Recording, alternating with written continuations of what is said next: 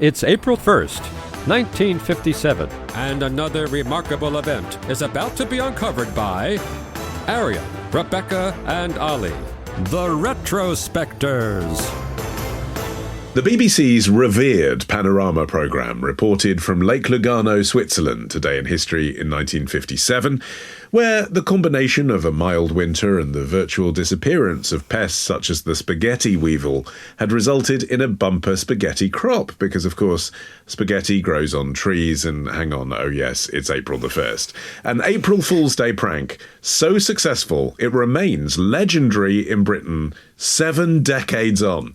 Yeah, and I think the thing that really stands out about reading about the making of the prank is that they did actually go to Switzerland, to Lake Lugano. I found this really entertaining. That I assumed it was Pinewood, but no, it was actual Switzerland. No, this is what you could do in the BBC in the 1950s, you know. They apparently, the person who pitched the idea was a cameraman on Panorama called Charles de Jaeger, an Austrian, and he had said that he was, they were talking about maybe pulling a little prank on the viewers for April Fool's Day, and he mentioned that his teacher, as a schoolboy, had said, "Boys, you are so stupid, you'd believe me if I told you that spaghetti grew on trees," or they presumably said it in an Austrian accent.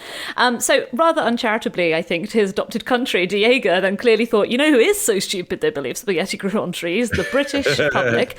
But when he pitched it to the show's producer, Michael Peacock, who, by the way, was only 27, there's like the youthful energy to all of this, Peacock not only approved it, but gave him £100 in 1957 money to travel to Switzerland to shoot convincing footage of the so-called spaghetti harvest.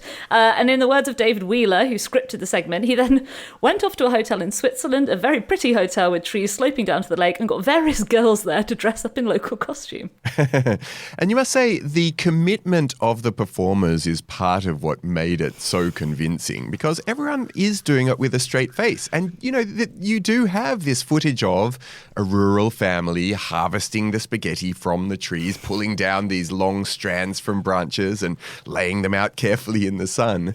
And then on top of that, you have Richard Dimbleby's really very sober narration explaining what's going on. And, obviously this joke seems enormously transparent from this vantage point. But in 1957, it was really, really very convincing. The BBC was one of the most trusted institutions in Britain, and Panorama was a really serious program with, sober reporting, as it is to this day, with an authoritative voice about its journalism. And so to do it in such a sort of absolutely straight-faced way, to do this kind of a report, you can see why then you had people literally calling up and going, "I never knew that spaghetti was grown in that way. How should I go about growing my own spaghetti tree?" As well as then a certain amount of, skepticism from other callers saying, "What's this all about? How dare you put this on my television screen?" Yeah, I mean, it reminds me of the episode we did about the BBC's Halloween hoax, Ghostwatch, which, as we discussed in that episode, was presented by Michael Parkinson, and that was kind of the secret of his success, is that you knew that Parky, he was a light entertainment figure, but he wouldn't be involved in fake news. And that's exactly how people felt about Richard Dimbleby, but times a million, because he is the OG authoritative BBC voice, right? He narrated royal funerals and weddings and stuff. He is the BBC's first war correspondent, and we're in 1957. This is the generation that was listening to the BBC during the war. And really the only clue that they're kind of vamping it up a bit is at the very end, which you don't see anymore, but I've read reports of, because you can still watch the clip of the footage on YouTube. We've linked to it in the show notes. But at the end, after he linked out of the footage, because he presented the whole of Panorama and all of the magazine stories they did, he said, "That's it from Panorama this April the 1st, 1957, and then double tapped his nose knowingly. So there was a clue at the very, very end. But apart from that, the only signal that it's a hoax, apart from it's ludicrous if you know about how spaghetti's made, is that there's this kind of use of the wine harvest as a metaphor in David Wheeler's script, which is sort of inside gag for posh people in the know about how wine is harvested, that they're comparing it to spaghetti, but does then slightly have the flavour. I feel like in 1957 you could get away with this if you worked at the BBC and you'd all been to Oxbridge. Does slightly have the flavour of laughing at everyone out there who doesn't understand how spaghetti is made. And of course, people who know about wine they do know, and they're not going to fall for this stupid joke. Well, one person who did fall for it was the Director General of the BBC, Ian Jacobs. He actually, he was supposed to have been informed about this, obviously Panorama being a flagship BBC programme, but there was some sort of miscommunication. So he ended up just watching the segment with his wife at home.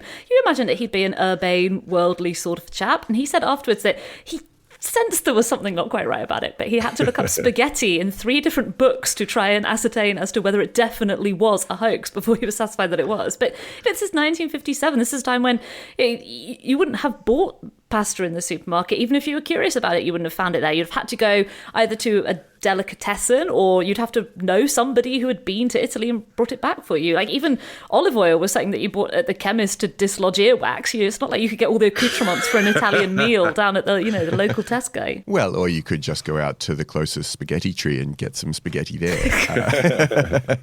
But it's funny to think about why this particular prank has lasted the tests of time. And I think it is something to do with the way that particularly television at this time was still such a trusted medium. You know, people really did go to the TV thinking that they would get their news report that was going to give them all the information that they needed for the day and week ahead. And so I think that in conjunction with the absurdity, plus I think that now deep familiarity with what spaghetti is, where it comes from, how it's made, makes us enjoy the gag even more in hindsight, because we're able to look back at it and go, those foolish people from the 1950s, what absolute idiots.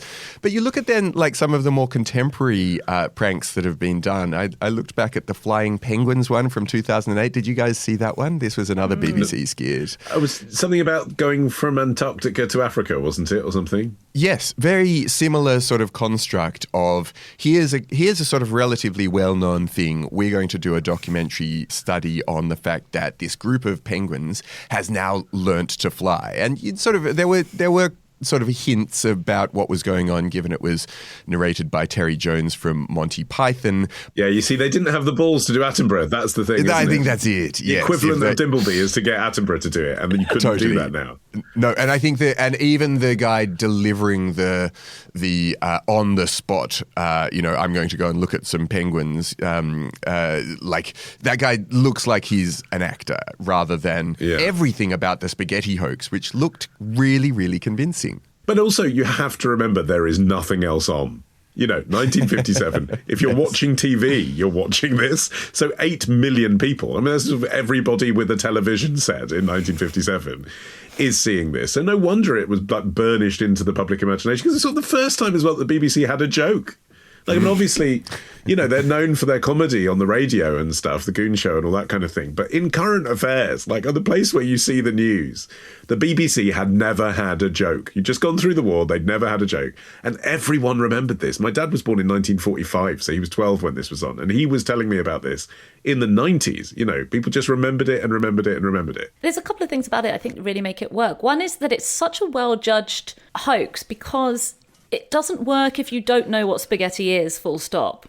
But if you know just a little bit too much about spaghetti, then you're not going to be taken in for an instant. So it's a clever concept. And also, it comes back to the Dimbleby thing. As you said, he was so associated with serious events. I mean, he'd literally reported from Bergen-Belsen concentration camp. That's what people knew him from. He actually, I think he was the first person, it seems like, to sort of do the hushed tones of royal commentary. And he often was made fun of for it because it made him seem a little bit kind of craven to the royals. But he said it was just because he was like in a box next to other people and he had to have this special hushed tone so that he wouldn't get picked up on other microphones. So he had that authority. And actually, Dave Wheeler, the guy who wrote the script, he considered this hoax something of an act of public service in respect to the fact that people were so trusting in the BBC as an institution. He said in 2004, I think it was a good idea for people to be aware that they couldn't believe everything they saw on the television and that they ought to adopt a slightly critical attitude to it. But actually, I would say even so, again, it's a bit like the Ghostwatch thing. We say, the switchboard was flooded. The switchboard was flooded with people who are complaining and saying, why are you putting this nonsense on the TV? A lot of the people were not fooled. We tend to remember the ones who were fooled, who were, the credulous minority then as now. They do always exist. And I actually think a similar joke, that one obviously wouldn't work now, but something that is as obvious now as that was then to the sort of faintly thinking person. Would still fool stupid people. Would still fool people, yes. Yeah. I mean, I do quite like, and this has gone down into history as well, what the BBC response was when people called up to say, how can I get hold of my own spaghetti harvest at home, because this was alluded to in this 2.5-minute report. Apparently the official response was, quote, place a sprig of spaghetti in a tin of tomato sauce and hope for the best. That's good. To hear more from us on this topic, join Club Retrospectors now. Unlock our weekly bonus bits at patreon.com/retrospectors.